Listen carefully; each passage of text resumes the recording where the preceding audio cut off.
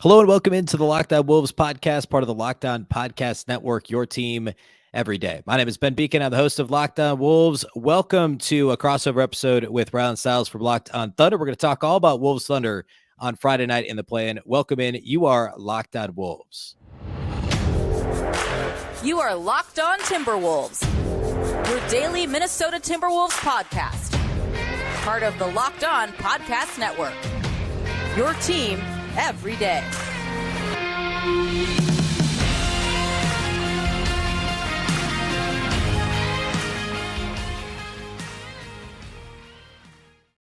Hello and welcome to the Locked On Wolves podcast, part of the Locked On Podcast Network, your team every day. My name is Ben Beecken. I'm the host of Locked On Wolves. Happy Friday, everybody. Happy weekend and happy play-in day.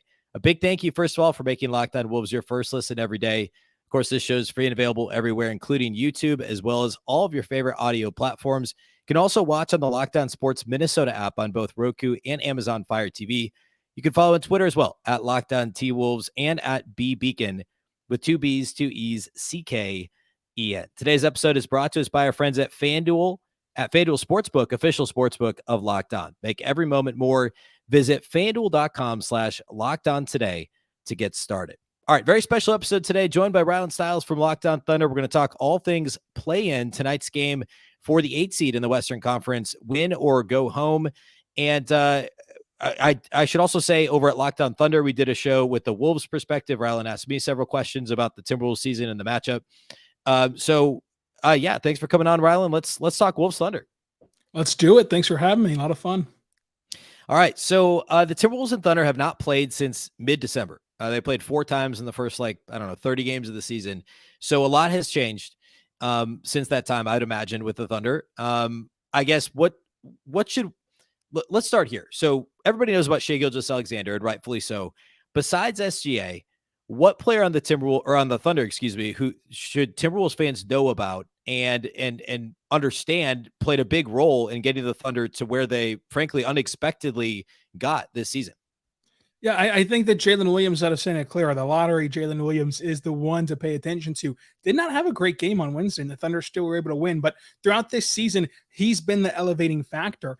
He's really the only change to the roster. Him, Isaiah Joe was signed days before the season. But other than that, it's a roster that got ran back and just from internal development made this leap. But he was the biggest addition in terms of winning impact that helped this Thunder team overachieve and get to this point in the season. And much like Anthony Edwards on Tuesday, and then we don't expect him to have a bad game Friday, I would expect Jalen Williams out of Santa Clara to have a much better game tonight than he did on Wednesday. So he's been a guy that's been an efficient scorer, that's played a variety of roles where he's been a high volume guy scoring 27 points. He's also been a guy that just kind of fits in and keeps the offense in rhythm, while also for a rookie being a good defender. Typically rookies are a minus on defense, except for Walker Kessler. But for the Thunder, he's been an average defender according to Synergy, and has really had different moments where he defends high-level players like Brandon Ingram, like LeBron James, and defends them fairly well, especially considering he's a rookie and especially considering he's still learning the NBA. So he's done a great job, and he's kind of been the difference maker along with SGA. But then the leap that Josh Giddey has made also in year 2 gets overshadowed because of that. Josh Giddey has been a much better shooter, a much better scorer, and we know what he can do leading the team in rebounding, leading the team in, of course, playmaking ability. So this Thunder team is a great young nucleus that I think that was not fully on scene in the 4 games against Minnesota. SGA missed 1 game. In that Minnesota game, of course, J-Dub caught an elbow to the eye to have missed the majority of the game, and then miss a few more games after that. So, you guys haven't gotten to see this iteration of the Thunder. Isaiah Joe was not in the rotation early on. Even Aaron Wiggins, he did play some in, I believe, the 3rd game it was, but he's gotten a more high stakes role in this one. And then Jay Will, he's been another guy that did not get seen. The starting centers way back then was J.R.E. and Alexei Pokusevsky, guys that won't even play in tomorrow's game. So it's going to be interesting, and it's going to be a totally different team than what Minnesota fans saw before December as part of the wacky scheduling that happened in the NBA. Yeah, I mean, I was going to say, Wolves fans, like end of last year, like I think everybody assumed Aleksej Pokusevski would be a big part of this rotation. He hasn't been lately. Kenrich Williams is out for the season. So guys that have been on this roster the last couple of seasons, it's really, I mean, I guess Lou Dort has been around, and, Josh Giddey obviously is a name that a lot of people know, but it's just so fascinating how much both of these teams have changed in the last 4 months. In terms of how the Thunder have played recently, it feels like they've kind of been hovering around the 500 mark for a while. Is that true? They've kind of, like, it wasn't like they got hot to get in at the end. They just kind of have been consistently good for much of the season, really. Yeah, that's absolutely true. It's a running joke for Oklahoma City fans that as soon as they get a game below 500 and have a shot to get to 500, they will automatically lose. And that's been the tale of this season, which is fine for a very young team. This squad was one game under 500 pre-All-Star break, and then post-All-Star break, they were also one game under 500, and so it nets them a 40-42 record. So they are what their record says that they are. They're the youngest team in the NBA, and they are a team that's inching towards 500. And if they could have taken care of business, against the Pacers and against the Hornets 2 weeks ago to end the season, they would have been a 500 team record wise. So that they're hovering around there all season long, and they've just never had that fall off. They've had huge surges where, from January to the All-Star break, they were third in net rating in the entire NBA. They've had huge surges, but never that like lull, never that kind of dip in production for OKC. So that's why, even though they're such a young team, you kind of feel confident in their preparation and ability to perform on Friday night. Not necessarily overly confident in their ability to like win a game, but I do not think that they'll get blown out. I think that they could win this game, and it will be a competitive game. And whenever you play that style of competitive basketball, and you've got SGA versus Ant Edwards, flip a coin on who's going to win that matchup. And the Thunder have a first team All NBA guard, so they like their chances in that scenario. Yeah, speaking of SGA and the matchup with Anthony Edwards, I mean, obviously SGA has been unequivocally one of the best players in the entire NBA this season, and he is the reason why the Thunder are where they are. What, like, this is, I don't know exactly how to phrase this, because the Thunder haven't been frankly in that many like big games, right? I mean, like they're kind of playing with house money in the sense that they're where people weren't expecting them to be, especially after like the Chet Holmgren injury and the way that the season kind of started for Oklahoma City. But what's the demeanor for Wolves fans that may not have watched a ton of Thunder games and certainly not seen them in 4 months potentially?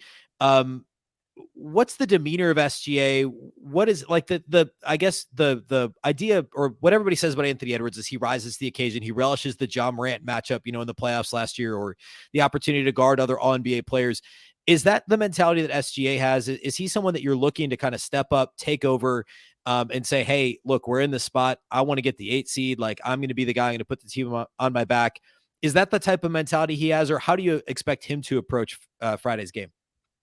I think he absolutely has that mentality of a guy who plays his best basketball in games like this. And the good thing about this Thunder core is I think that they all do that. Like Josh Giddey has played his best basketball of his young career in games that matter. And the Thunder have had a ton of clutch time games this year, 45 in this season. They've had games where LeBron James breaks the scoring record. Not only does he break the scoring record, there's a 15-minute delay. Then the Lakers go on a 10-0 run to tie the game. And the Thunder still end up coming away with a win in LA. So like that was a big moment for this young team. But specifically for SGA relishes in being the guy. He loves the fact that he's the face of one of 30 NBA teams, and that this is his franchise. And the players, while they get his respect and he gives it to them, they also give him the respect of like, okay, this is his team, but we are fully a part of the mission here. So it's like it's a weird mix of like everyone feels like they're on the same playing field as SGA, but then they all recognize that he is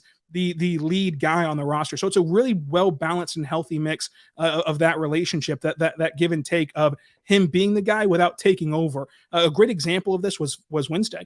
Herb Jones, for the 5th straight game this season, frustrated the heck out of SGA in the first half. It made his life hard. He did not have it going at all in the first half.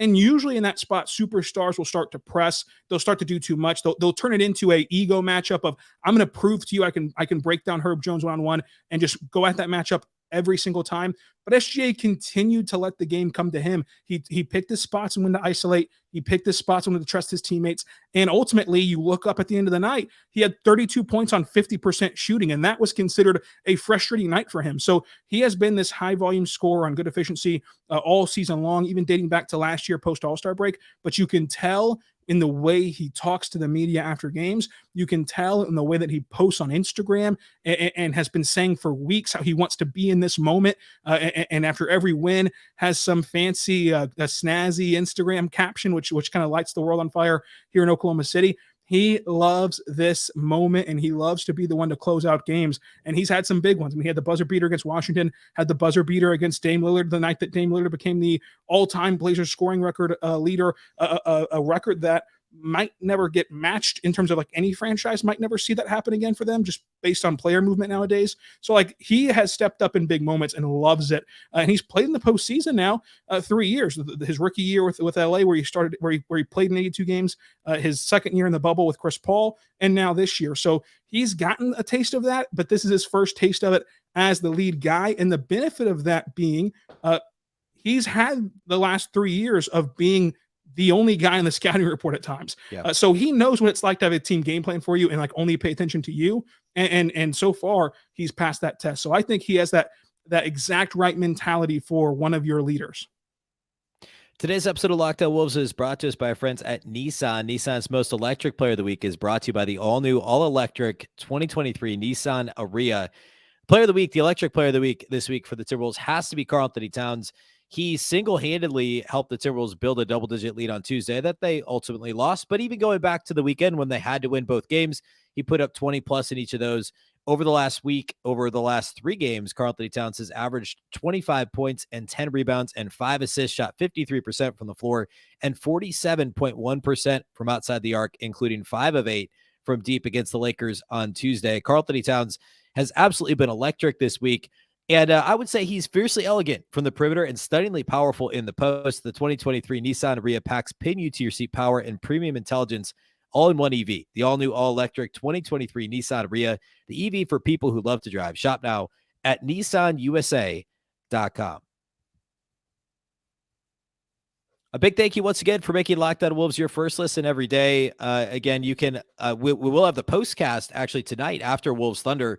We'll be going live, likely again with Marty Gellner from Bally Sports North over at the Locked On Sports Minnesota YouTube channel. And then, of course, you can also listen to that recording after the fact if you can't watch it live on wherever you listen to this podcast, whichever audio platform you prefer. It'll be on the Locked On Wolves feed as well. Rylan will be doing the same. He'll be covering the game from the Thunder perspective as well this evening. So be sure to tune into that too. All right. So Rylan, in terms of the matchup between the Wolves and the Thunder, is there a matchup that you feel like either an individual matchup, like a player who's likely to guard another player, vice versa, or perhaps an aspect of the game that you look at and you say, okay, the Thunder can take advantage of the matchup here? Is there something that stands out to you in that regard? So I can't shake what we've seen from Rudy Gobert's playoff history. I think that we've seen him be played off the floor so many times that I think that this Thunder team has a shot to do that.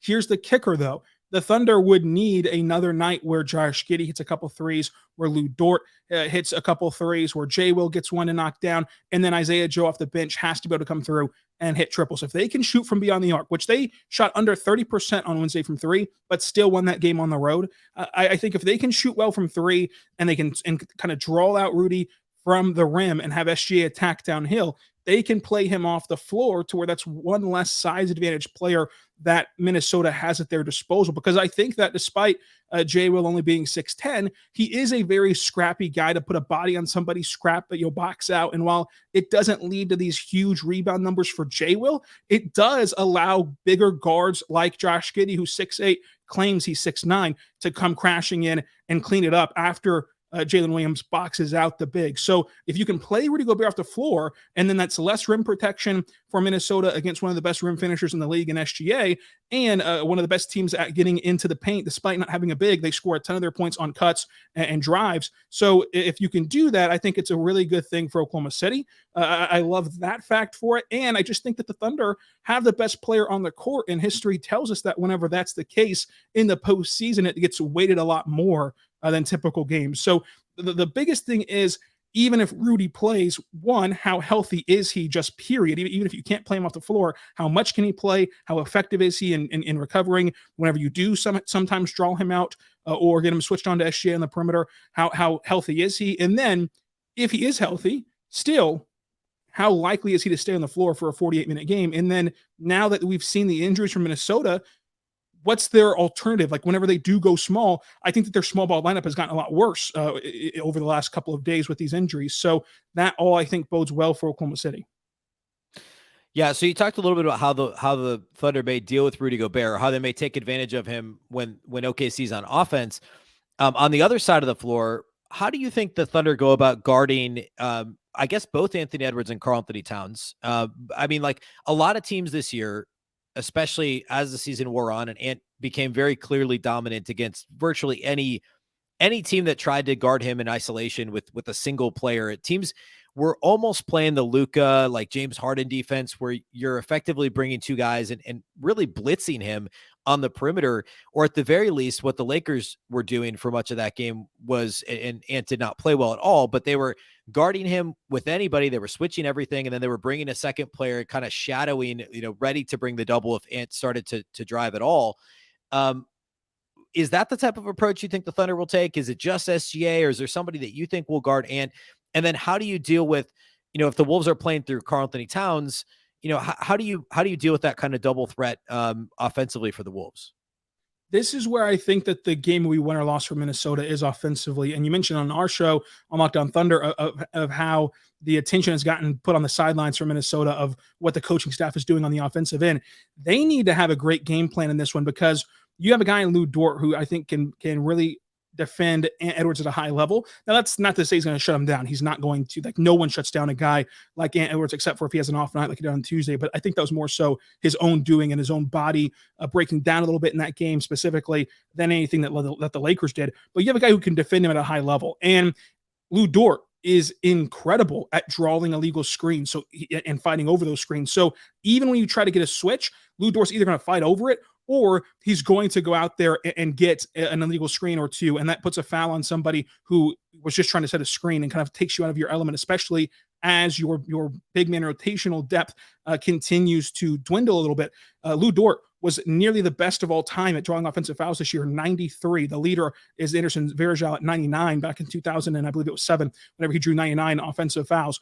Lou Dort drew 93 offensive fouls this season. So that is a key for him, even if you do try to hunt that switch. And SGA is an excellent defender, according to Synergy. So they have two guys who you feel confident can take on that matchup a little bit. And we know what Lou Dort has done, even in these moments, against guys like James Harden as a rookie, against Brandon Ingram last night whenever he played Brandon Ingram the best you can play. And again, didn't shut down Brandon Ingram, but he tried and competed and contested him very well, can do the same thing to Edwards. And then from there, it becomes the responsibility of the coaching staff in Minnesota to figure out a way to beat the Thunder, because the key has been for them, whenever they have to match up with guys like Rudy and match up with guys like Karl-Anthony Towns, it takes a whole village in this case. They all swarm to the paint and then rely on their youthfulness, their length, and their athleticism to sprint back out to the corners, to sprint back out to three-point shooters on the perimeter. So if you are late, even a millisecond late, to sprinting back out to the corners and to the perimeter, that's an open three you just gave up, trying to collectively defend one or two bigs. And so that's where the advantage can come from Minnesota. If you can make crisp passes back to the perimeter, and your rotational players like Kyle Anderson can knock down those threes, then all of a sudden you've got the advantage switch back to you. So the cat and mouse game of when you elect to try to isolate Lou Dort, when you elect to try to kind of collapse the Thunder defense and then spray it back out, and when you elect to just simply dump it down low, is going to be interesting for Minnesota to try to deploy. And then do you trust your bigs to get it down low and work from the post and work inside out? and working inside out is a lot tougher against Oklahoma City because of all that aforementioned length and athleticism, because they can go out there and deflect passes, get you turned over. They're one of the best teams in the league, the number one overall team at creating turnovers. And if they get out in transition as a team that plays with the third most pace, they have a lot of guys who can finish. So it's going to be an interesting cat and mouse game that the coaching staff, I think, will have a lot to do for both sides of who wins this game, because talent-wise, I think that the Thunder have the best player, but the Timberwolves have no shortage of really good players as well. So talent-wise, it's going to be interesting, but the coaching staffs, I think, will win and lose this game. Yeah, and you mentioned the Thunder being really good at turning teams over. The Wolves are turnover prone as a team, and the overall ranking this season, I let's see, I have it pulled up here. They finished let's see. I guess they were 28th in turnover rate. So only 2 teams turned the ball over more frequently offensively than the Wolves did this year. And they come in bunches. And like that is one of the things that worries me about this matchup is just the occasional sloppiness for the Wolves. That Pelicans game on Sunday, the Wolves got down pretty significantly in the first half. And it was just like silly turnovers, dropping the ball out of bounds, throwing it out of bounds, like the ball just bouncing off guys' hands, terrible passes, like that sort of thing makes me a little bit nervous about this matchup. In terms of like shooting for the Wolves, against the Lakers on Tuesday, they shot the ball incredibly well. And it's really like unbelievably well. And that's how they built that lead. And so that's not necessarily something that I feel super confident in banking on for the Wolves. I mean, Taurean Prince was hot early in the game. Mike Conley was hot early in the game.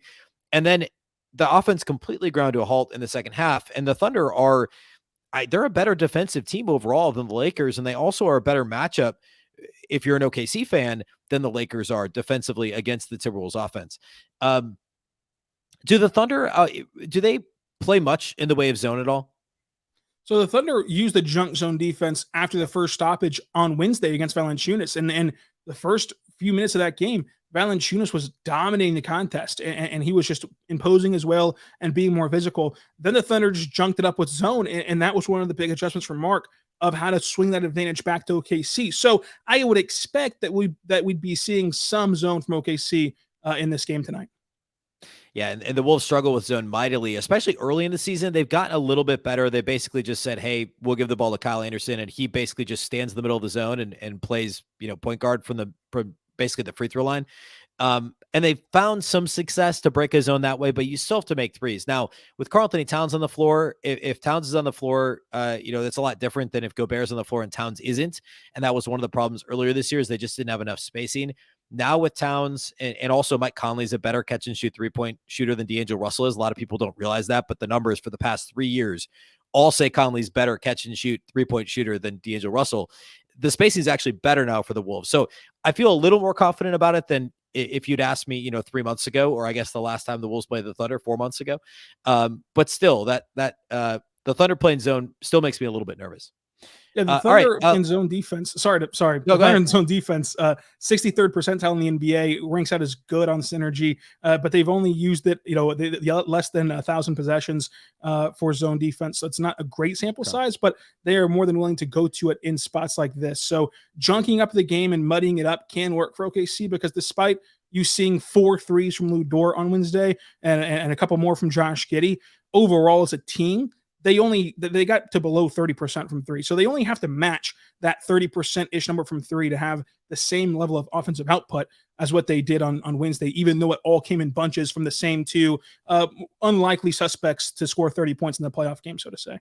Yeah, and stealing possessions with the zone is the best way to use the zone in the NBA. I mean, like, teams aren't successful, like nobody primarily plays zone, but like that's exactly how the Thunder need to go about playing in this game. If you're an underdog, I mean, that it makes sense to junk it up. It makes sense to steal possessions, out of stoppages and things like that. And that's, teams have done that against the Wolves all season, and it's been one of Minnesota's shortcomings. Today's episode of Locked On Wolves is brought to us by our friends at Built Bar. If you're looking for a delicious snack, but you don't want all the sugar and calories, then you need the best tasting protein bar ever, and that is Built Bar. If you're like me and you want to make healthier snack choices, but you don't want to compromise on taste, got just the thing for you. Built Bars and Built Puffs. Built Bars are healthy and taste amazing. Seriously, they taste so amazing you won't think that they're good for you.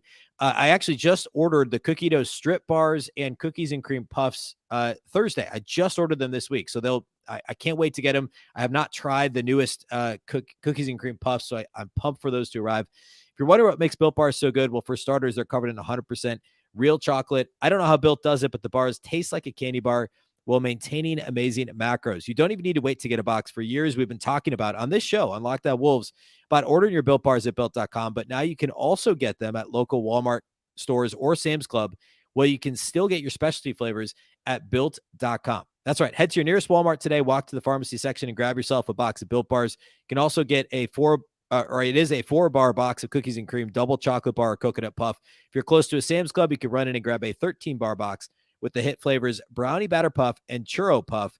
Just make sure to thank me later. All right. A couple more questions for you, Rylan, and then we'll all get ready for the game here tonight, Wolves Thunder. But besides Shai Gilgeous-Alexander, you mentioned earlier a couple of players that had big games earlier this week. I believe Lou Dort against the Pelicans played really well. Josh Giddey had a big number.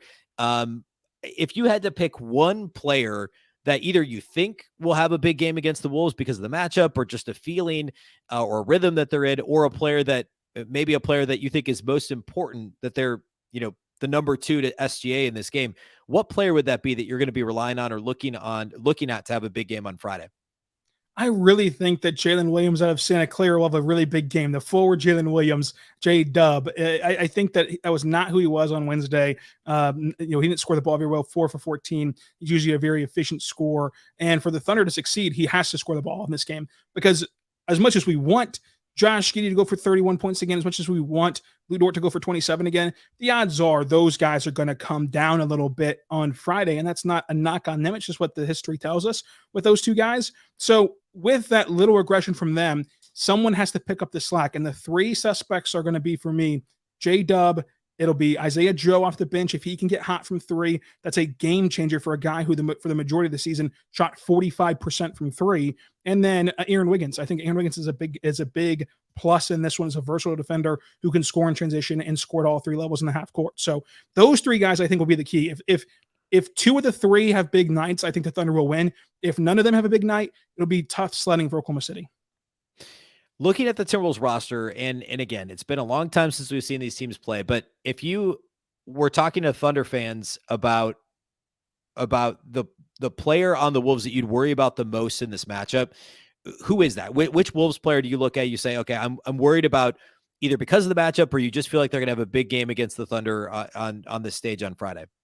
Anthony Edwards, I don't think, is getting enough respect, and that sounds crazy in Minnesota land, but Thunder fans who watched Tuesday's game and maybe missed last year's playoffs because the Thunder weren't in them or whatever, that's not who he is when the lights are bright. Like, he plays really well in these big games, and so don't be surprised whenever he goes out there and is dueling Shai bucket for bucket, and it comes down to just who has the last possession. That can easily be how this game unfolds, especially at home in Minnesota. So I think that Edwards is a big one, and I'm interested to see Karl-Anthony Towns in this matchup, because theoretically he should dominate for 48 minutes against Jalen Williams, and you can correct me if I'm wrong, but it feels like Karl-Anthony Towns has not had a 48-minute postseason game where he plays great from start to finish.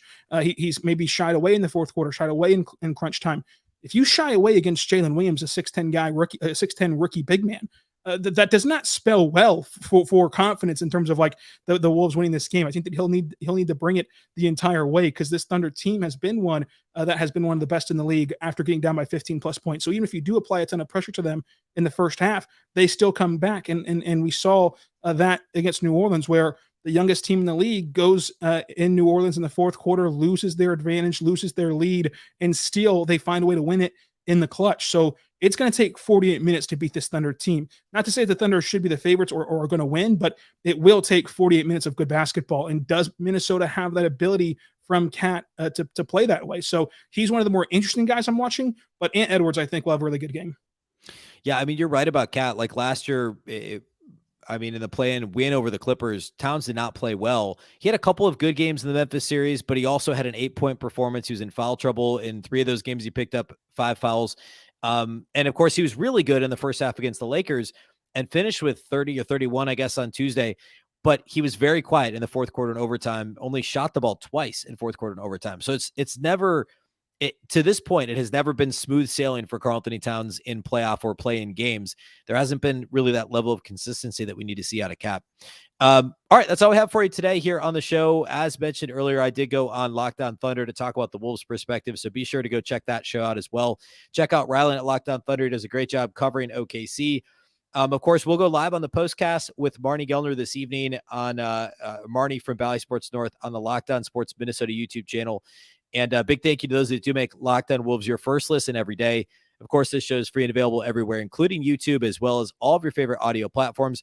Also, the Locked On Sports Minnesota YouTube channel and Locked On Sports Minnesota on Roku and Amazon Fire TV. You can follow the show on Twitter at Locked On T-Wolves and at Beecken with 2 B's, 2 E's, C-K-E-N. If the Wolves do beat the Thunder Friday, they will start the first round of the playoffs Sunday night, so that will be Monday's show. If not, we'll do a big post-mortem on the season starting on Monday. Really, that'll probably be all of next week. Honestly, if they lose to the Thunder, it'll be all of the next 4 months, most likely. But anyway, a big thank you to Rylan for joining the show. Appreciate you coming on. Appreciate you having me. It was a lot of fun. Absolutely. Best of luck this evening. A big thank you for listening to the show, everybody, and we'll catch you next time.